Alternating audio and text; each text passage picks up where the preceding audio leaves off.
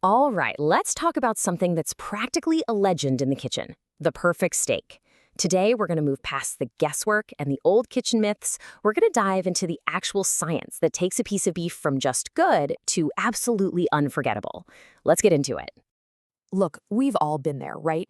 You get a beautiful, expensive cut of steak, you've got the best intentions, you fire up the pan, and you end up with this, a sad, gray, tough piece of meat. It's a kitchen tragedy for sure, but I promise you, it's a totally solvable problem. And really, this is what it all boils down to. On one side, you have guesswork. That's the path of panic, just blasting it with high heat and ending up with those dreaded gray bands and a tough steak. But on the other side, we have science. When you understand a little chemistry, a little thermodynamics, you get control. And control, well, that's the road to perfection. So here's our roadmap for this journey. First, we'll look at the steak paradox. Then we'll identify and defeat the #1 enemy of a good crust. After that, we'll use thermodynamics to our advantage, unlock the delicious chemistry of the sear, and finish with the one step that's so crucial but almost everyone skips. Okay, first up, the steak paradox. I mean, think about it. It's one ingredient. How can one single ingredient be so notoriously difficult to get right?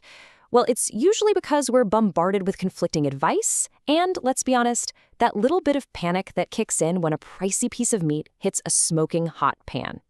So before we go any further, let's just define steak nirvana. This is what we're aiming for: a deep, dark, almost shattering crust on the outside. And when you cut into it, no thick, sad, gray band, just a tender, unbelievably juicy, perfect wall-to-wall ruby red. That is our goal, and science is how we're going to get there. All right, section 2. Let's dive into our first big scientific hurdle.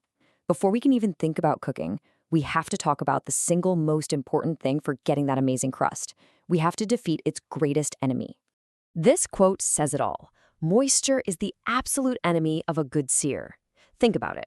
If the surface of your steak is wet, all that heat energy from your pan is just wasted boiling off water. You're not searing it, you're steaming it. And steaming gives you a gray, sad result. What we need is a bone-dry surface.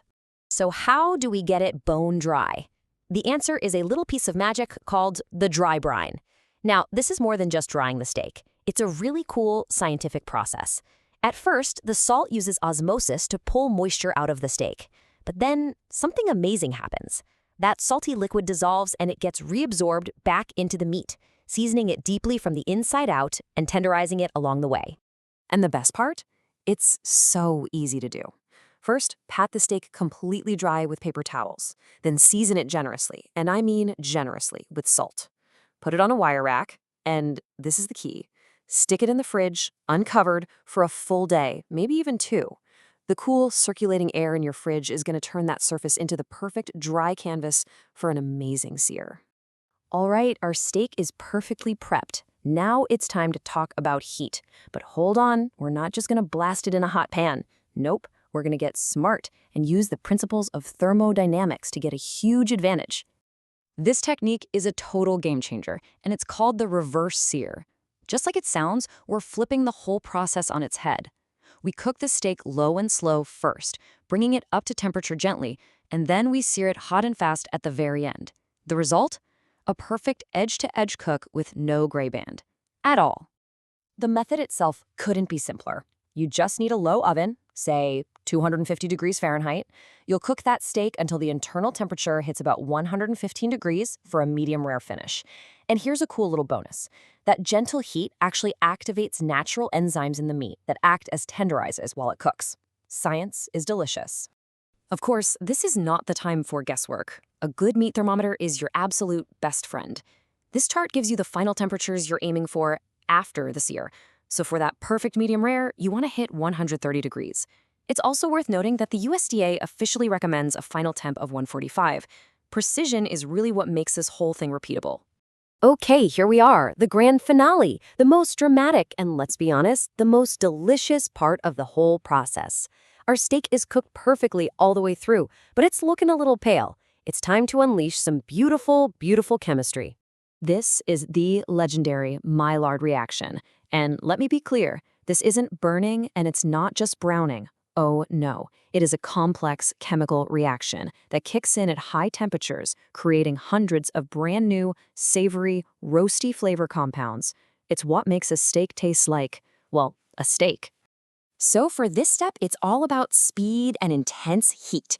Get a cast iron skillet ripping hot, sear the steak for just about a minute per side. Then cut the heat and throw in your butter, garlic, and thyme. As you spoon that foaming, fragrant butter over the top, you're not just adding flavor, you're actually helping to accelerate that final beautiful stage of the Maillard reaction. We are so close. I know, it looks incredible, it smells incredible, but if you slice into it right now, you are going to ruin all of our hard work. We have to respect one final piece of science: fluid dynamics. This quote says everything you need to know. Impatience has a cost. If you slice it open right away, a big red puddle floods your cutting board. That puddle is flavor, that puddle is juiciness, and it's now on your board instead of in your mouth, where it belongs. So why does this happen? So what's the magic fix? It's so simple. 10 minutes, that's it.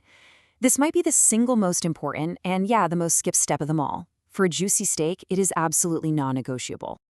And here's what's actually going on inside that steak while it rests. When the steak is hot, the muscle fibers are all tensed up, they're tight, and they're squeezing all that delicious juice right into the very center.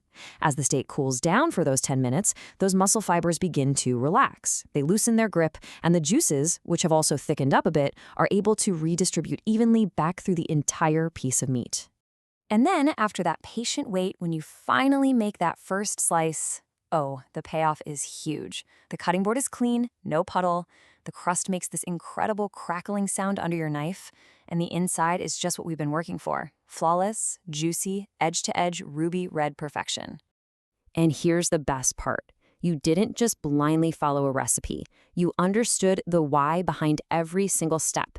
The dry brine, the reverse sear, the Maillard reaction, the rest. You've mastered the science. You now have the power to do this again and again and again. You know, this way of thinking, it doesn't just stop at steak.